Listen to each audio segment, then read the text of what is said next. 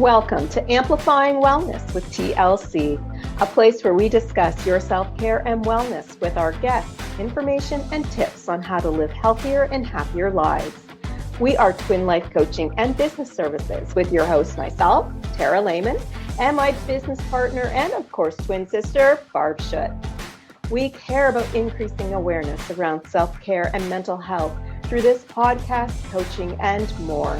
To find out about all of our services and our community, please visit us at twinlifecoaching.ca. As a reminder, this podcast is for sharing of stories and information only and is not intended to be or replace any medical advice you are seeking or have received.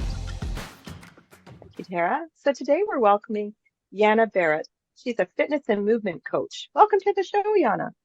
Oh, thank you so much for having me. So good to be here with you both. It's great to meet you.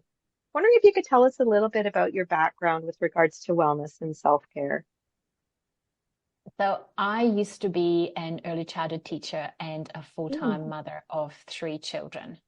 And for all of the mothers out there, you probably know that bringing up children is a beautiful time of women's life, but also quite challenging. So the 10 years of having babies and nurturing babies have left me with a lot of pain, a lot of chronic pain in my back. I was quite weak, and I quite frankly put myself at the bottom of the pile. So my needs were definitely kind of, as I said, at the bottom. And one day I put my back out yet again, and I thought, this is enough. I've had enough of this.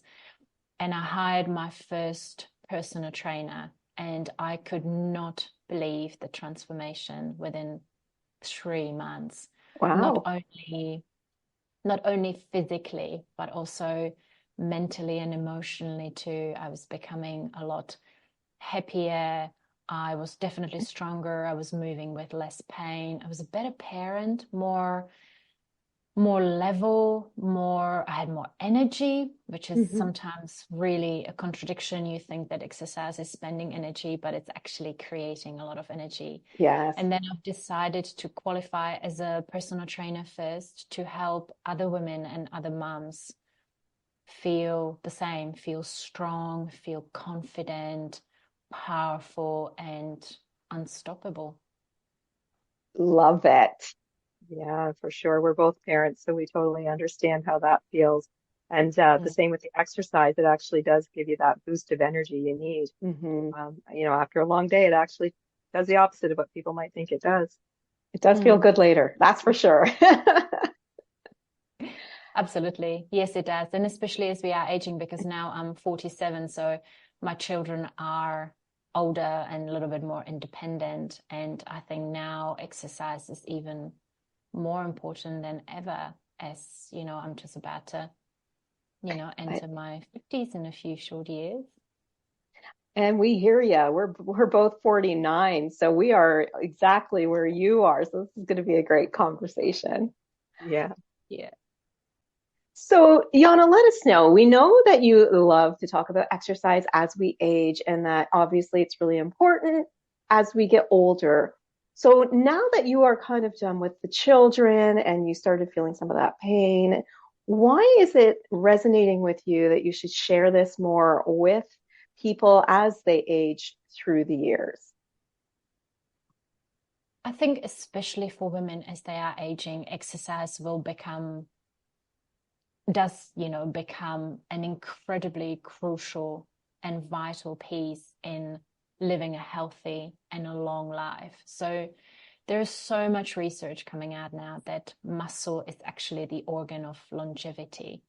Oh, really? And, it's actually, they are now starting to look at muscle as more of an endocrine organ, because when we're moving and exercising, your muscles are producing hormones and enzymes that are incredibly beneficial for the rest of the body, specifically the brain. And, we all know that women suffer from dementia and Alzheimer's as they are aging a lot. So exercise now, I think, is shifting from weight loss and, the aesthetics to a real vital component to, as I said, longevity and healthy, vibrant aging.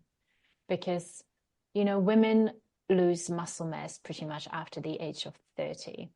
And that's really going to affect the way our quality of life, the way we can move, the way we maintain our independence as we aging.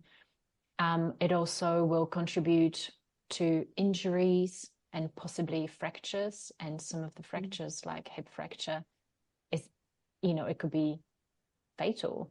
People die. There's a huge percentage of people who die after fractures. So I'm loving this shift from weight loss, exercise as a weight loss tool, to exercise as a longevity tool, and for women to be strong and confident and live long and healthy lives.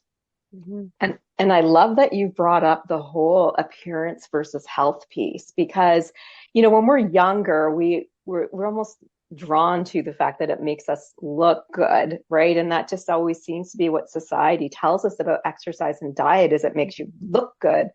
We forget about mentally how you feel good after doing it, as well as helping us to stop things like fractures, because when we have that muscle built up, it helps us even with arthritis pain and things like that. I know I have arthritis in my knee, and I've been doing a lot of exercises to build the muscle around my knee. And it has been a huge help for the pain, along with some dietary changes as well. But we really need to shift that mindset, don't we? From appearance to wellness. It's about wellness. Even when you were younger, it should always be about wellness. What do you ladies think? I think that's where I'm at with that. No, I completely agree. And, the aesthetics will come with it, because once you start exercising, you will tone up and you will improve your posture. You have more physical confidence, so you will look good. But I think that, the main reason for all of us to exercise, it is to improve our physical health, our aging, and, as you mentioned, mental health, because, there's a lot of research now that's saying that exercise is actually more potent in many cases of mild to moderate depression, that 30 minutes of just walking a few times a week is a very potent weapon against mental health issues, which we are all, riddled with. There's a lot of anxiety, there's a lot of depression, and exercise, as you know, and as you mentioned, it's huge for helping people feel better. And as you said, walking, free. It's free, everybody. You don't have to pay for it. That's so true. And it's really underrated. I think walking is grossly underrated, and people think that, people always need to kind of join a gym and do these lengthy weight training sessions and CrossFit classes. But if you just go for a 20-minute walk every day, that will go really far. I think a lot of people really overcomplicate exercise. It doesn't have to be complicated. It doesn't have to be long. It's more about consistency, I think, that essentially will kind of win the race in the long run. Yeah, for sure. So as we know, as you age, whether you're 20 or all the way to 100, that exercise is really important. But clearly, as we age, the type of exercise we do needs to be adjusted. So what do we need to know as we age about how we exercise, based on what you've been doing with some people you've been working with? So what I've found out quite recently is that most women are exercising like men.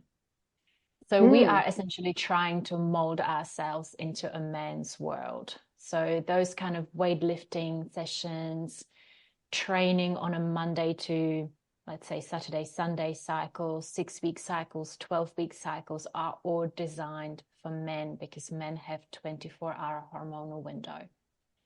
As you know, as a woman, we have between 29 and 31-day hormonal cycle.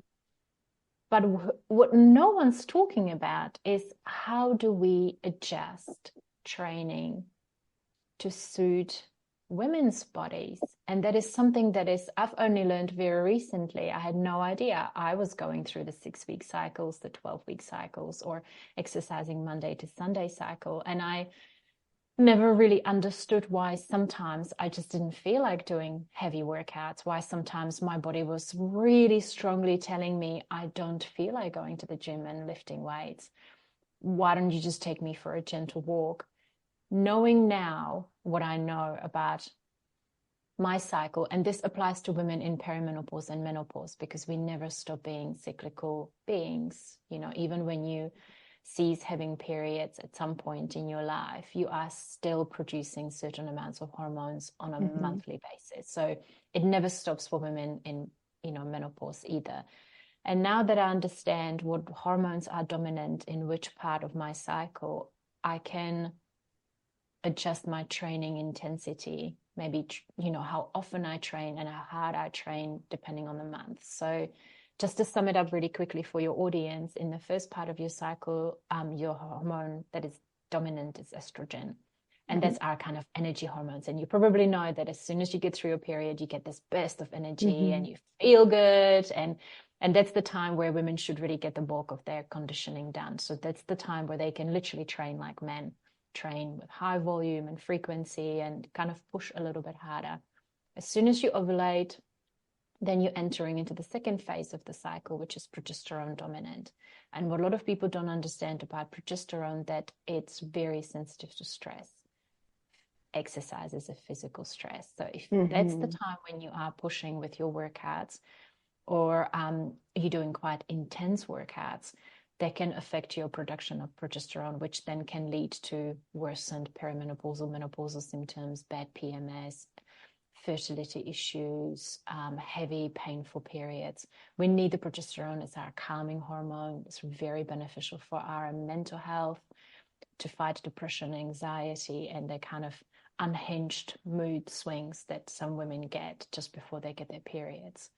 So that is what I learned fairly recently, and I just cannot believe there is not more people and more coaches, A, knowledgeable about this, and B, talking about this to women. And women make up more than half of all clientele for personal trainers and coaches, and not knowing how the female body works and what it needs at any given time within the month, it's doing women a huge disservice, I believe. Yeah, and Barb actually just finished getting a menopause coaching certification. So this is exciting for her to speak with you too is today. I think since you're talking about the hormones and how things change within cycle, when we start to go through menopause, so perimenopause is a little bit of ups and downs, but once we start getting through the menopause stage, how do we adjust our exercises to be more consistent? Or is it still based on the hormonal balance as when we had our periods? I think there's a little bit more leeway once you, fully in menopause, which is a year without menstrual cycles. But you are still producing a form of estrogen called estrone in your adrenal glands. So, there's a different type of estrogen and it's perhaps not as much. But you're still kind of cycling through, a monthly hormonal cycle. So even in menopause, you should still be following some kind of intensity adjustment within the month, and just listen to your body. I think we are all different. Every single female body is different. It's living in a different reality, in different country, in different lifestyles. So I think that what I urge women to do is just to listen to their bodies and to connect. And if you've been following this monthly cycle while you're still having your periods before you enter perimenopause and menopause, you will become accustomed to the whispers that your body is doing. Like I know now, even without tracking my cycle, I know by just how I feel where I am in the month. I understand it. There's cues, there is different energy levels. There is, I feel really energetic versus I feel like crawling under the duvet and sleeping some more, the few days before.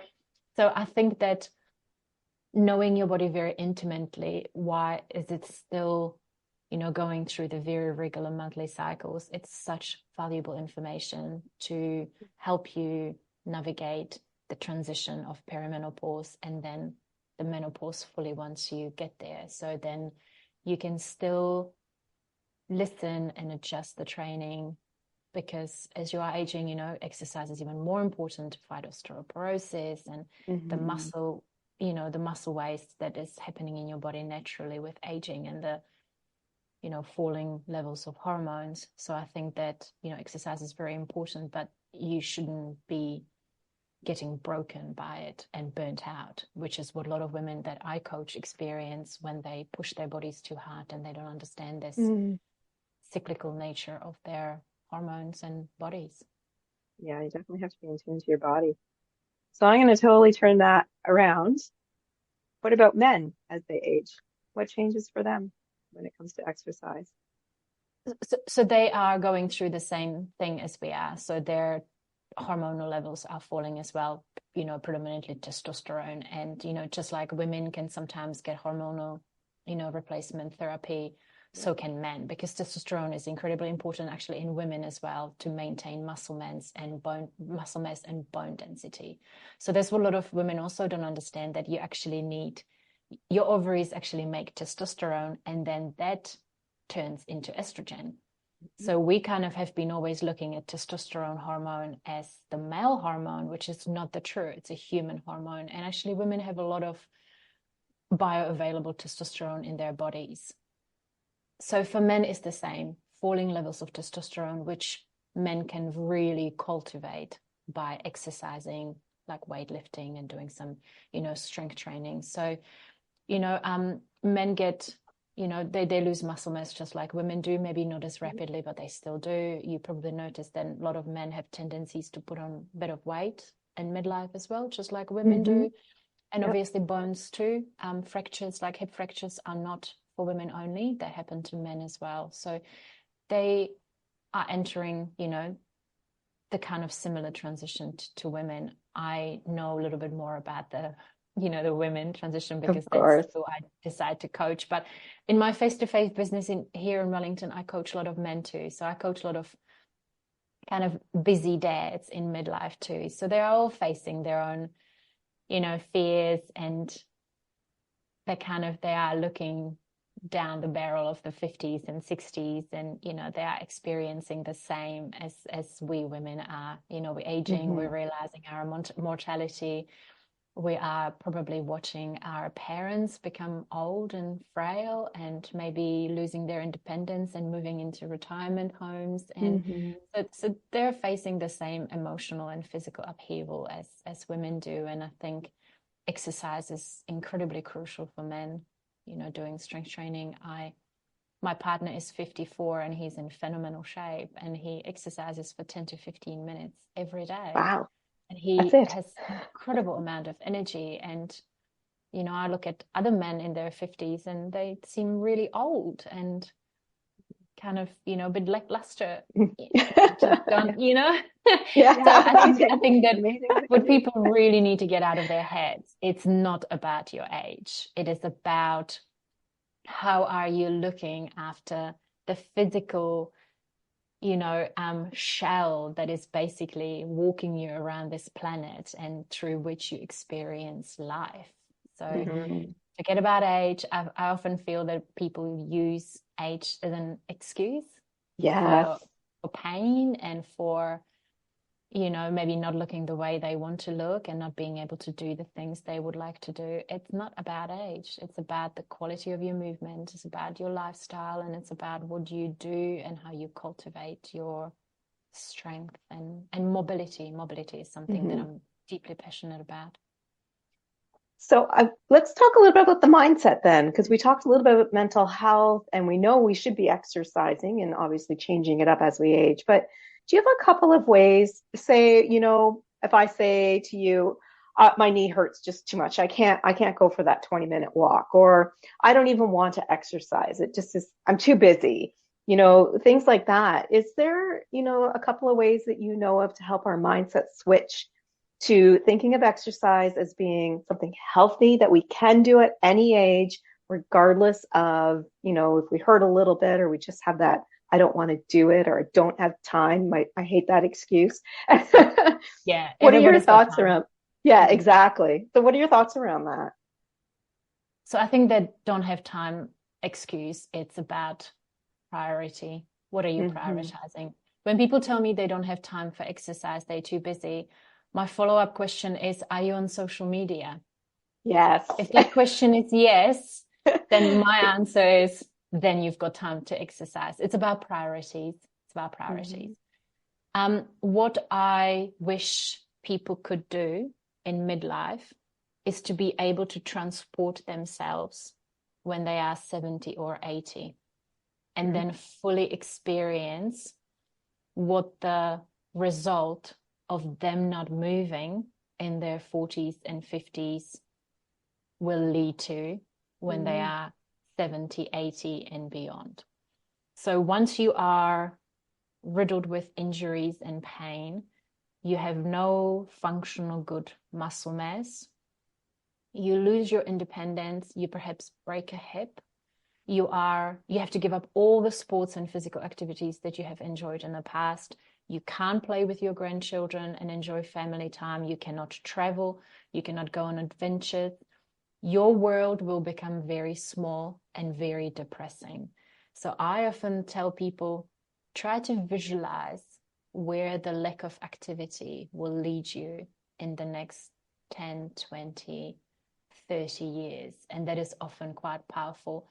At that stage, it's going to be too late. Although I have just signed up an 82 and 84-year-old, a couple Wow. That's that have amazing. started their strength training journey with me. So Awesome.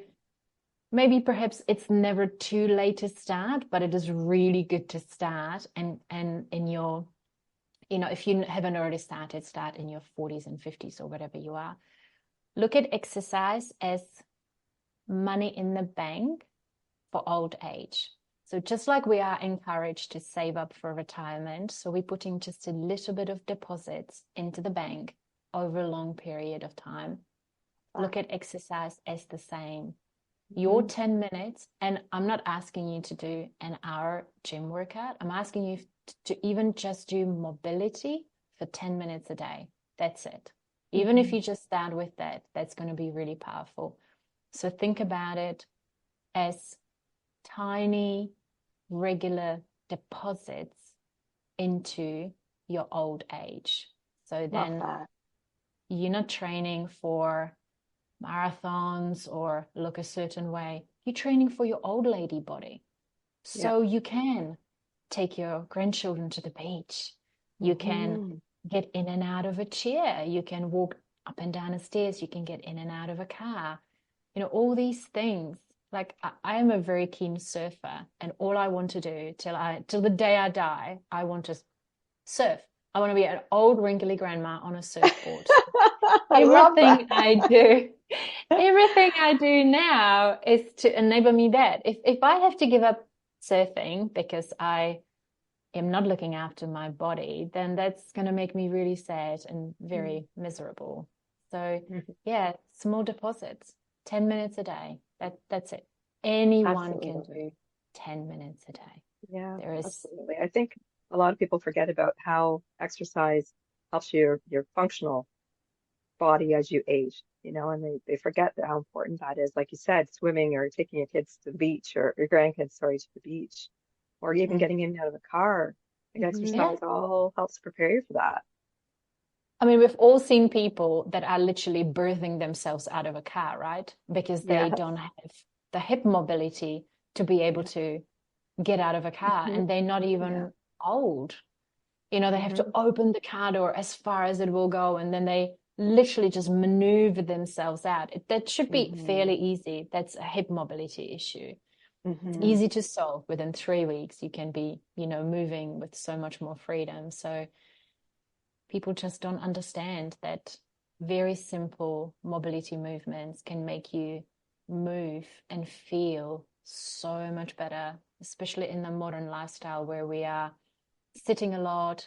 A lot of us are working in front of computers for long periods of time. We're sitting on couches, we're driving everywhere. Movement has become very limited in our daily life, and our bodies are made to move. Our bodies thrive on movement for everything, not just for the physical health, but mental health, emotional health, the health of our joints, the health of our nerves, brains, hearts. It's just incredible for your whole being. Yeah. So we're getting kind of to the end of our conversation tonight. So I'm wondering if there's one big tip or piece of advice that you would like to share with our listeners today. I think if your listeners are not moving every single day, I would urge them to introduce some movement into their days, even if it's just a 10-minute walk around the block. And don't overcomplicate exercise. Just move in some way. I wrote an article the other day about housework, how that can become your exercise if you just put a bit of enthusiasm into it and enjoy it. Put some music on. If you mop the floor with a bit of vigor, that's a decent, that's a decent exercise. So don't disregard the opportunities to move your body. Maybe don't hire a cleaner and do it yourself, and look at it as an hour a week where you get to exercise and move your body, or a bit of gardening, sweeping, anything around the house. If you have the opportunity, take the stairs instead of an elevator. Just, it's little things that will amount to big things over time. If you take the stairs every morning to work, and then you walk down the stairs at the end of the work, over the 7 days or over a year, that's a lot of movement. So I think, get out of the mindset that you should make your life really easy. Do something that's hard right now, so then your life is easier in the future, rather than choosing the easy option now and then having a hard life in 10, 20, 30 years. It's that take that 10 minutes away from social media and put 10 minutes towards some movement, and you're filling that bank, as you said earlier. Yeah.